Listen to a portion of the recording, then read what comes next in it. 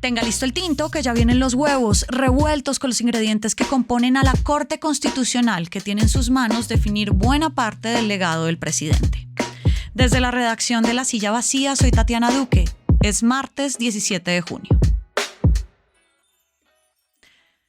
En 9 magistrados están 2 decisiones clave para el gobierno. La legalidad del decreto que firmó el presidente para llamar a una consulta popular pasándose por encima al Senado y el futuro de la reforma pensional, la única de las 3 reformas sociales que ya fueron aprobadas, pero que está demandada por un vicio en su trámite. Y esa decisión está a punto de salir. La Corte y el gobierno ya han tenido encontronazos por decisiones judiciales y sus miembros han venido cambiando desde el inicio del mandato.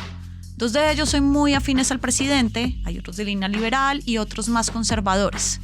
Hoy hablamos de quiénes son y cómo se inclinan las balanzas. Mariana Zapata cubre las movidas judiciales para La Silla. Gracias por volver por acá. Gracias por invitarme, Tati. ¿Qué tiene que revisar la Corte Constitucional esta semana? Porque parece como si todo lo tuviera a la orden del día.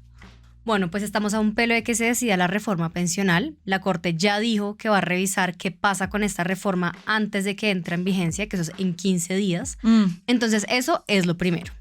Pero hay otra decisión que tiene que tomar relativamente rápido y es si va a pronunciarse o no sobre el famoso decretazo, porque no necesariamente tiene que hacerlo. O sea, sí, puede decir que eso lo tiene que definir es el Consejo de Estado y pasa ese problema para allá.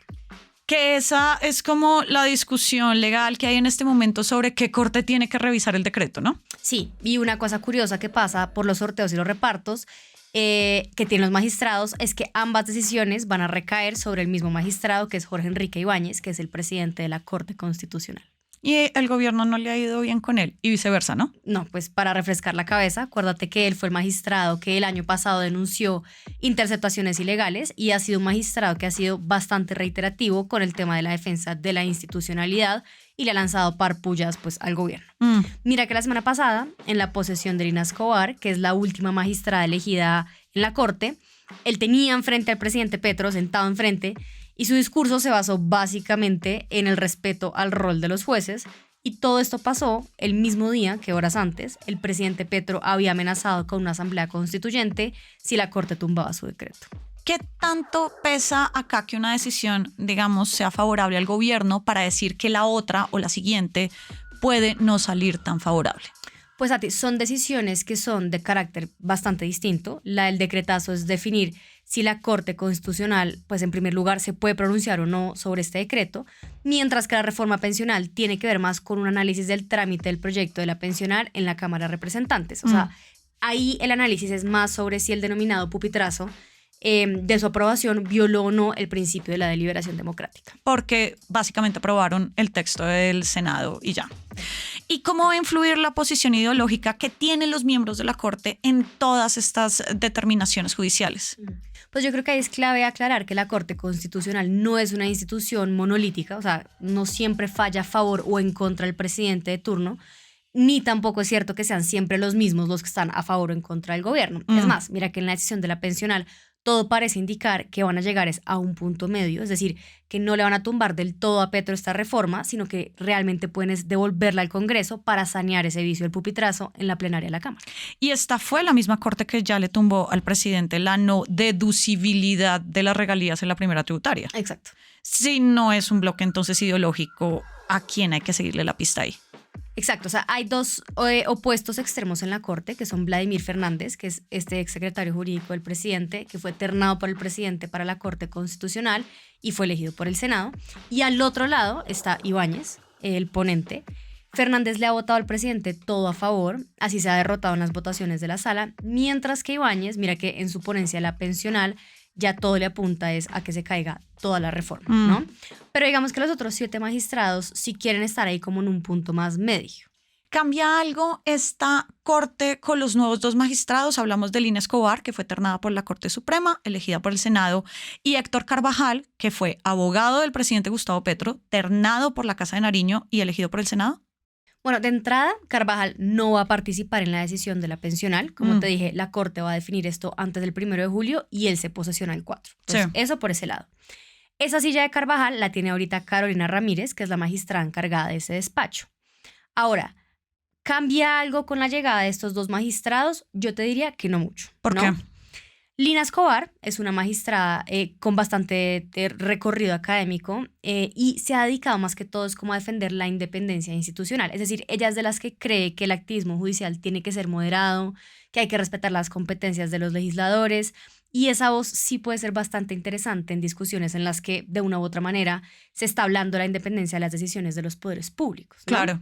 Y en el caso de Carvajal, puede que su impacto no sea permanente. Él tiene 66 años, se tiene que pensionar por edad de retiro forzoso en un poco más de 3 años. Entonces, digamos, él de entrada no va a poder cumplir la totalidad de su periodo como magistrado. En la Corte, un poco la lectura de Carvajal es que, mientras que la elección de Escobar fue bastante consensuada, o sea, ya ganó por una gran cantidad de votos, en Carvajal pasa que sí tuvo que ir a buscar los votos. Cosa que preocupa porque cuando uno tiene que ir a buscar los votos, pues los debe después, ¿no? Sí. Y preocupa que sí pueda tener una agenda propia a raíz de esa búsqueda de votos. Que eso se va a determinar en sus determinaciones e imponencias. Ahora, ¿pesa algo dentro de la Corte que el presidente Petro tenga 2 magistrados que fueron tan cercanos a él? O sea, básicamente fueron sus abogados. No, o sea, esa tesis de que la Corte ahora es petrista, que digamos que se ha encargado como de decantar una y otra vez Germán Vargas Lleras, es falsa. Los presidentes siempre han ternado sus fichas clave cuando les corresponde su turno. Un ejemplo claro es Cristina Pardo, a quien reemplaza de hecho Carvajal. Ella fue secretaria jurídica de Juan Manuel Santos y eso no hizo a la Corte Santista, ¿no? O Mauricio González Cuervo, que fue magistrado de la Corte Constitucional desde 2007, fue ternado por Álvaro Uribe. Él también venía de ser su secretario jurídico de Palacio y fue el que anunció que la Corte le tumbaba a Uribe su referendo para buscar una segunda reelección, ¿no? Sí.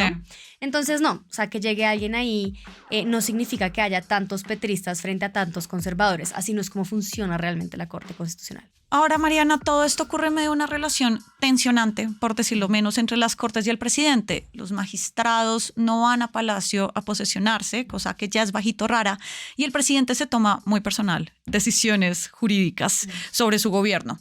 ¿Qué lees que se juega la Corte con estas determinaciones en el marco de este ambiente? Frente a la pensional, ellos ya saben el costo político que tiene esa decisión y por eso todo apunta, como te digo, a que esta decisión va a ser más de consenso, ¿sí? O sea, que no termine siendo una decisión de que por un voto se cayó toda la reforma pensional. En esos casos, me decía un magistrado auxiliar que la mejor opción siempre es más llegar como a un consenso.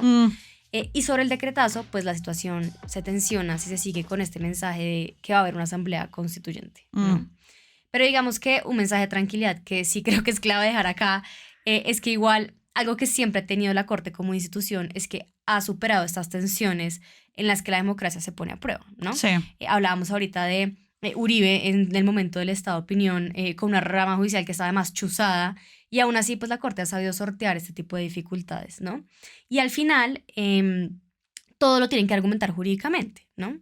Entonces no es una institución que sea netamente política, sino que lo que está pasando es que se están jugando a defender la Constitución. Ese es su trabajo. Sí.